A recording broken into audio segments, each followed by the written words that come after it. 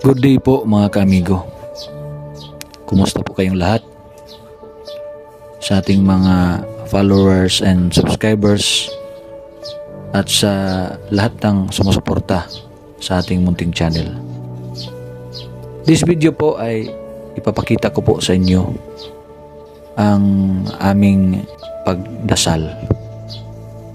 So nakikita niyo po dyan, nakaluhod kaming lahat at nagdarasal ng mataimtim.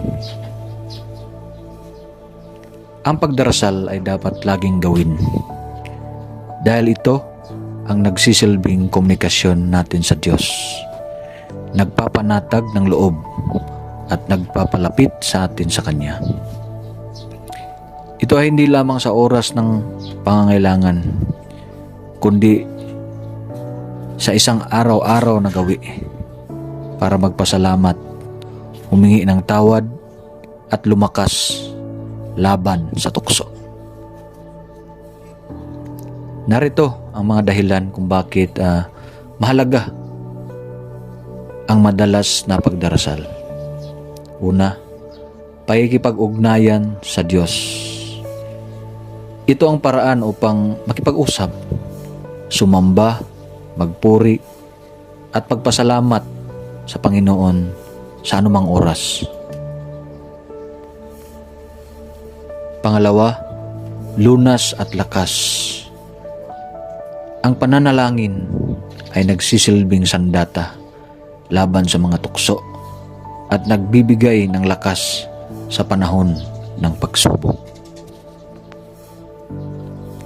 Pangatlo, kapayapaan ng loob.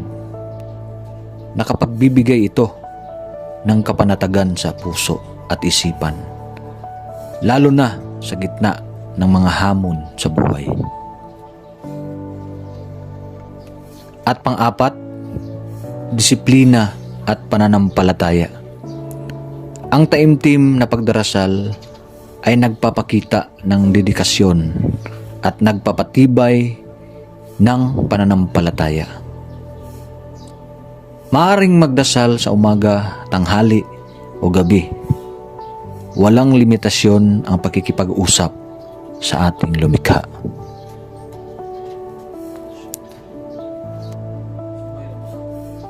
Ang pinakamahalaga ay ang mataimtim na pagdadasal.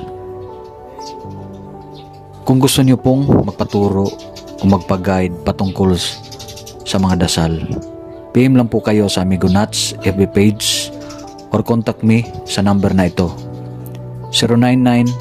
099-555-00142. Hanggang dito na lang po tayo mga kamigo at hanggang sa muli.